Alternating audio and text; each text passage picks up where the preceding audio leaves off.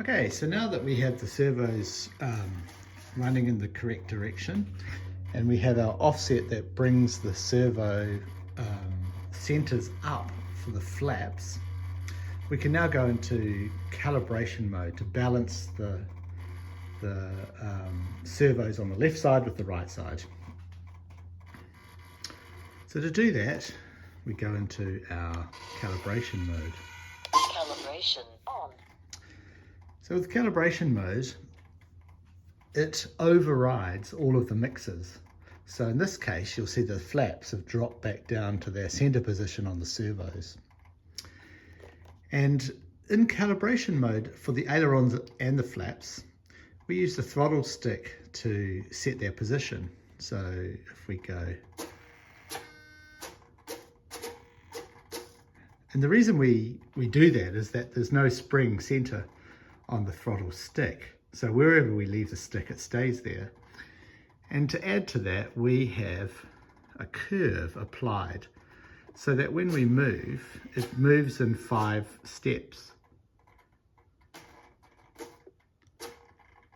And that enables us to easily find the 5 positions as we set about balancing. Now, with our endpoints for our servos, we often use a curve as the output, and that way it's a kind of a visual system for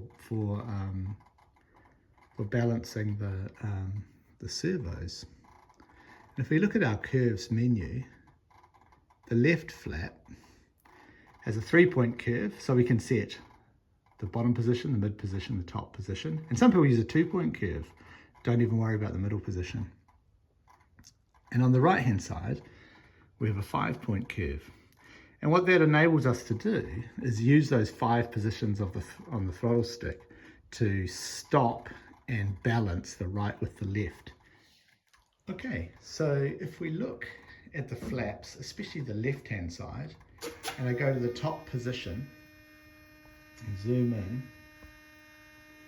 I can see that the left side is slightly higher than the right side. And in the lower position, it's slightly lower than the right side, which means that the right side cannot track to the full extent that the left side can. So in actual fact, we need to dull down the left-hand side just a little bit. And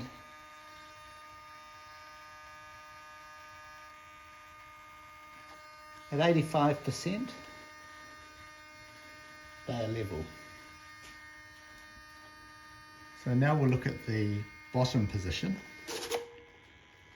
and effectively we want to bring this one up a little bit. So I'll dial that back to 85%, and I think that roughly they're now level at the bottom. Now we can see that our left flap is slightly up and slightly down on its 3-point curve. We'll move to the right hand flap to balance the positions.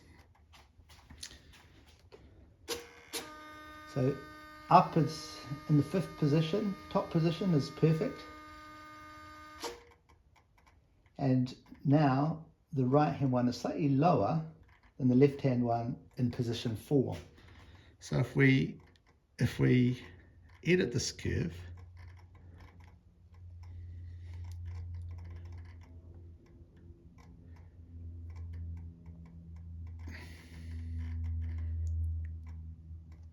I think it should be this one. No, it's the bottom one. So now, if I dial this position, let's call it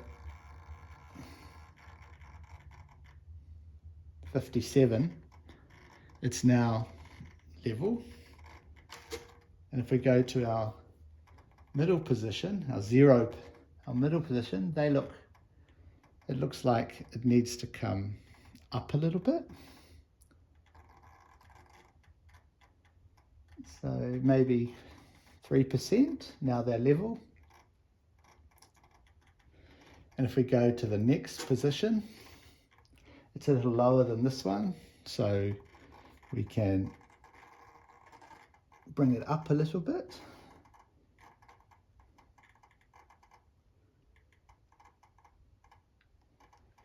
Yep, and the bottom position is fine. So now we've got this slightly wonky curve for the right hand aileron.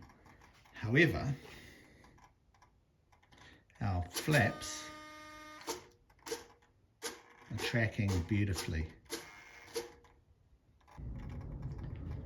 Now that we've balanced our flaps, we can match our ailerons to the flaps, although our ailerons do not have the same amount of downward movement.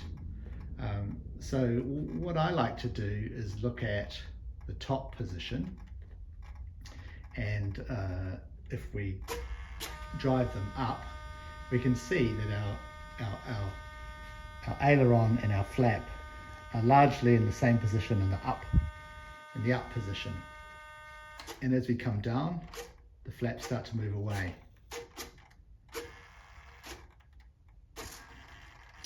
So if I just get out of calibration for a minute and reset back into normal operation, if I move the aileron stick and we go to the full up position, you can see they're level. And in the neutral position, they're level. And what I really want to do is mirror the downward travel of the aileron to the upward travel. So the way I like to do that is, while not in calibration mode, I can look at the 3-point curve for the left aileron, and we can edit that. And we can see currently it's set at 40% for the up position, -10 and 20, and the step between them is about 30 points. So what that means is that as we go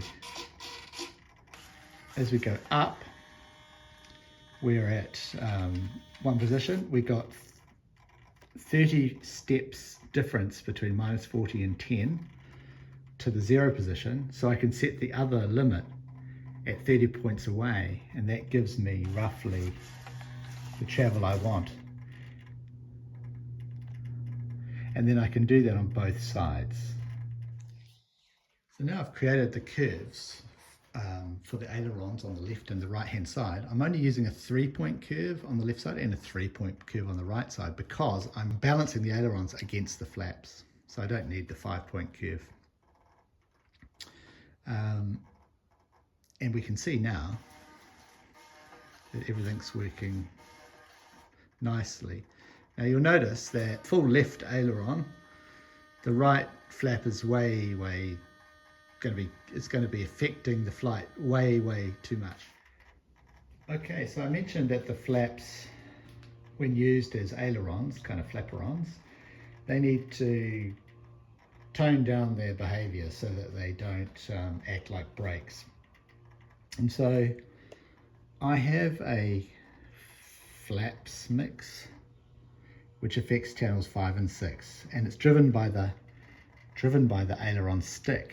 And if we have a look, I've reduced the output. So if we go down to the outputs, I've reduced the values to about 40%. So what happens now, when I move my ailerons together, flaperons, ailerons and flaps as flaperons, they're kind of tracking each other, and the maximum output for the flaps is slightly less than that of the ailerons. Even at 40%, it's probably tracking a bit too closely.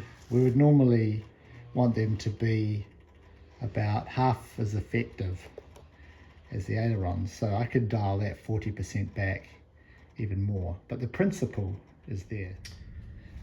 So when we use our brakes, I use crow so that when the flaps come down, the ailerons go up. Flaps up. Flaps down. Flaps up. Nice. In a later stage, I may give the ailerons more upward travel under braking. Okay, and just having a final check of the tail. Up is up and down is down, and the endpoints and the centers look great.